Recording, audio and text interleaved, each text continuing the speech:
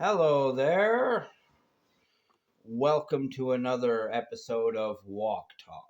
I'm Captain Canada, Joseph Arthur Roszell. Let's,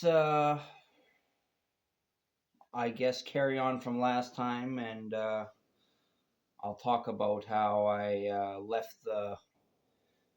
Right now, I've left my pallet that I'm going to be carrying 50 miles to raise awareness for suicide prevention. I left that pallet at the train tunnel. So that's an important fact about the WOK. But I do intend to go get it, so hopefully nobody disturbs it there. I think as long as the guys on the train don't complain about it, there should be no problem. I don't really see any reason why they would feel the need to complain about it, but I don't know. I hope they don't. So the real fact is I'm worried that my pallet isn't going to be there when I go back to pick it up. I can always get another pallet, but I'd have to make up new signs to put on it, and that's kind of annoying. But let's get on with, I do 5 squats per episode to help prepare for carrying the pallet. Seems to be working out pretty good so far. Yeah, and then the bulk of this episode will be continuing on my reaction to Aaron from Super Sweet Shirt Co. Reacting to Phoenix Jones documentary, and we're almost through it there. So let's hurry up and get to that so we can get our last episode's finished here. We'll continue on WOK Talk, but we'll be done with our reaction to the reaction very soon here. Oh, I'm getting quite the workout just standing here holding on to this thing. It's only 50 pounds, but it's enough. Alrighty. 1, 2, 3, 4, 5.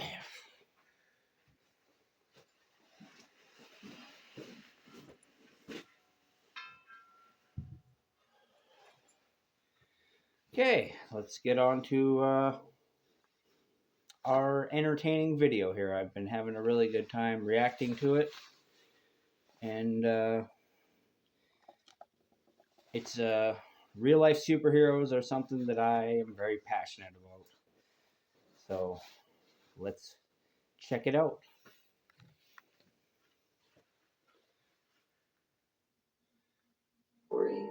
In a podcast titled Super Yourself, Dark Guardian host and longtime critic of Jones interviewed former Wayne City superhero Midnight Jack, who appeared saddened yet unsurprised by the news. I've known Ben for years. Oh, okay. Yeah. Shocking. The shitty superheroes who never did anything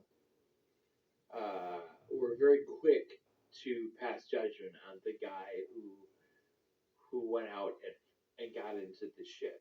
You know, there's a part of me that doesn't fully blame Phoenix Jones for his downfall.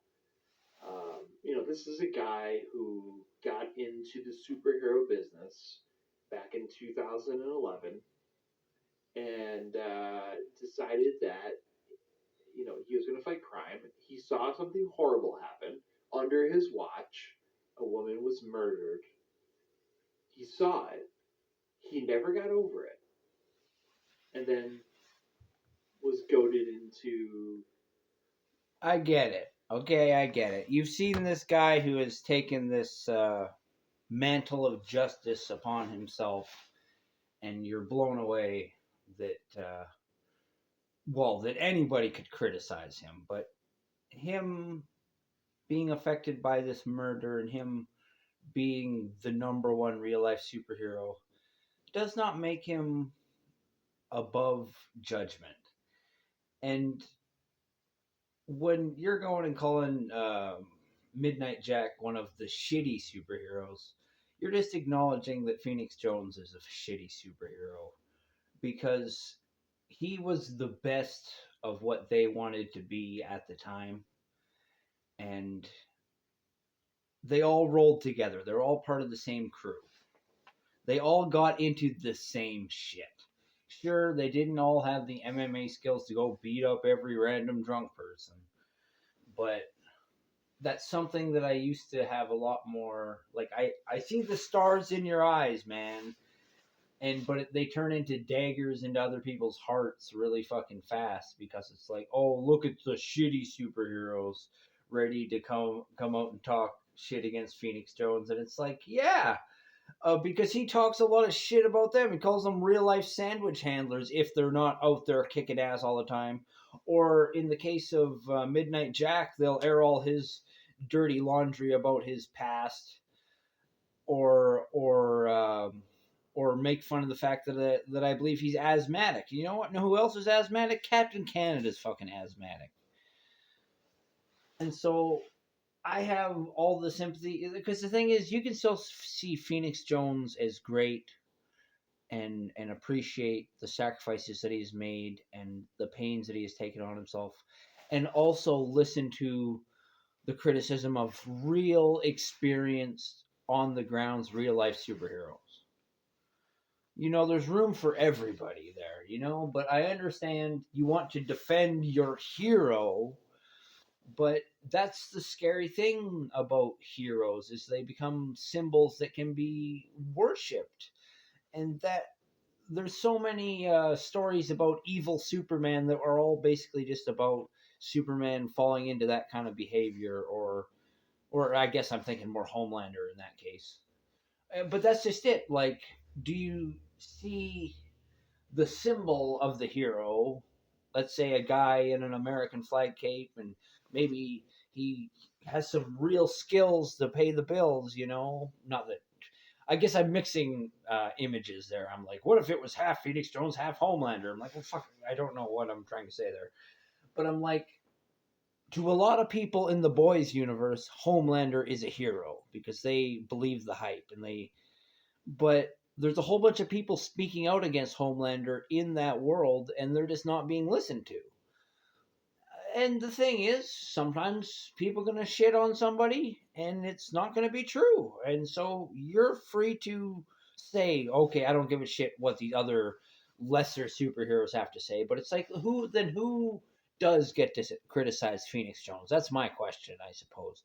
Who does have the right to criticize Phoenix Jones, if not other real life superheroes? I think every person has the right to criticize or not criticize anybody. You know, like who should nobody should be above criticism, especially not somebody who's going around punching the shit out of people. You know, like that's why we like, cause some people talk about cops the same way. Like, I've had this conversation with people about cops where it's like, well, I like cops, but I do want there to be oversight on them. And I don't know if they need guns, because there are other countries where police officers don't use guns. And so I feel like they could be like for special circumstances, not like something they're carrying around all the time. Because I figure you're bringing guns into situations that didn't have guns, you know? And that's, you know, potentially they can protect themselves, but potentially somebody can get hurt. You know, they can be disarmed, and then the other guy has the gun. You know, and maybe if the gun just wasn't there, it wouldn't be a problem. But I'm going off on my own personal beliefs in politics. So let's continue on with this so we can get a little bit farther.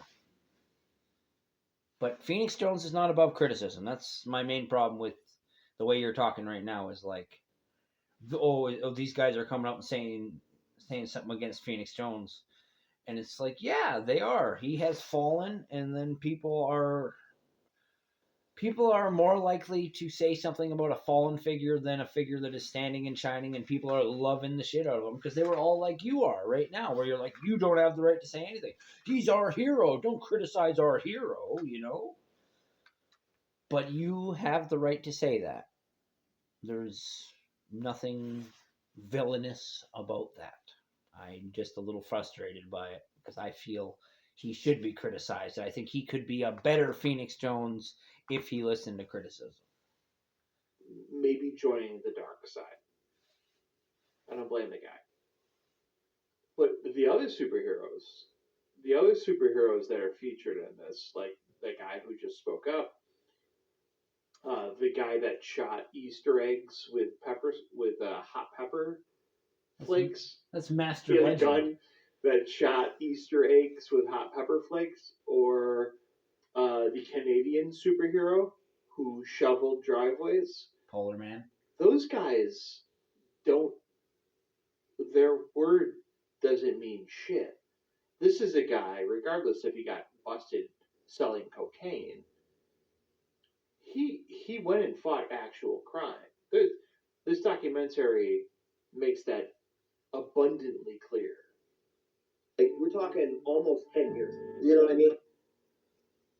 I'm pretty sure all those guys. I'm not sure about Midnight Jack, but I know Polar Man and fucking Master Legend have been around longer than Phoenix Jones and are still around, where Phoenix Jones has gone pretty silent in recent years. So sometimes you could argue it's a quality over quantity thing, and I would argue that quantity is a quality in itself, because Phoenix Jones ain't a superhero no more.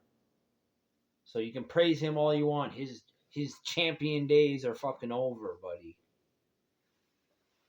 Like, I've been shot at with Ben. I've been in shit. I've been in street fights. I've watched people die next to Ben. Like, I've seen a lot of stuff go down with him. So the fact that I think that was the protest where Phoenix Jones claimed he wasn't using pepper spray. this is who he is now is extremely discouraging to me. And if you're a superhero in the Seattle area, it's over for you now. It's done. As Jones's video No. Just to make it clear, there are no other superheroes in the Seattle area. No, just to make it clear, it's done for Phoenix Jones and it's not done for everybody else. You can talk like Phoenix Jones and say he's the only superhero in the world because he's a stupid motherfucker and interjects himself in the situations and just about gets himself killed. Doesn't make him a real life superhero. Now the stories of where people say Phoenix Jones saved me, that makes him a real life superhero. I think there are things that do make him a real life superhero, but I don't think this idea that he's the only real life superhero is legitimate at all. But it is the story he wants you to fucking believe. So as much as I want to be your friend, Aaron, I think at this moment you are but a tool of Phoenix Jones. And that's okay.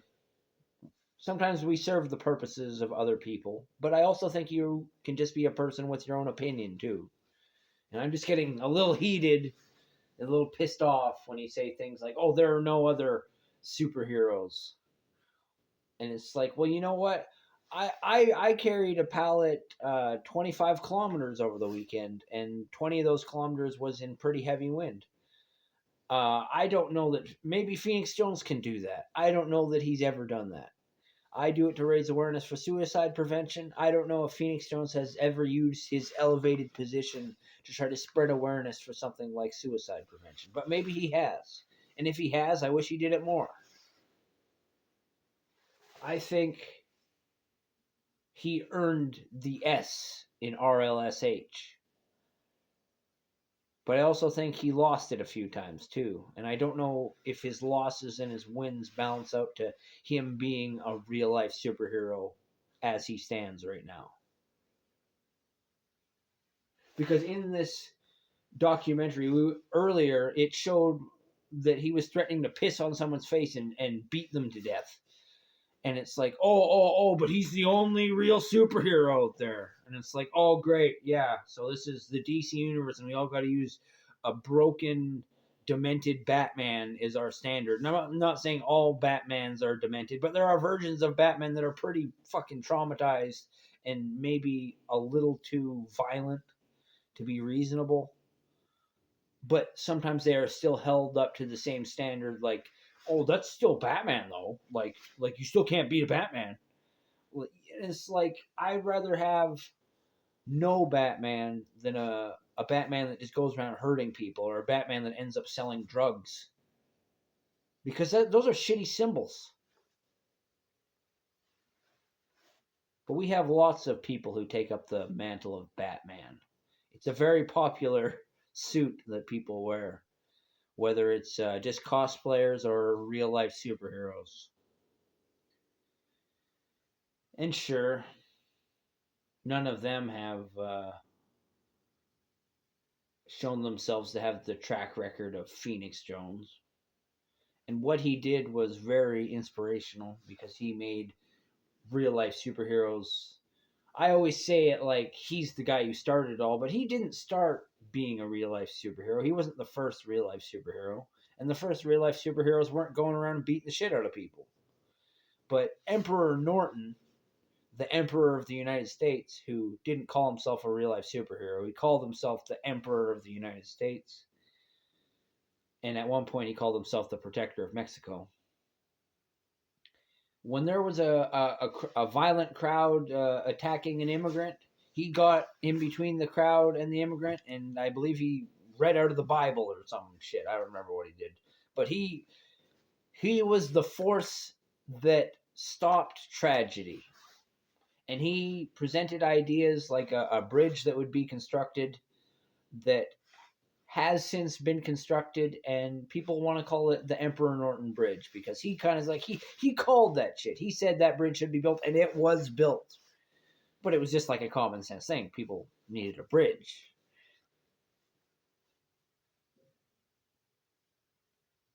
But he wasn't famous because he went and beat the shit out of people with his MMA skills. Captain Sticky helped people not get ripped off by mechanics, and I think that's noble.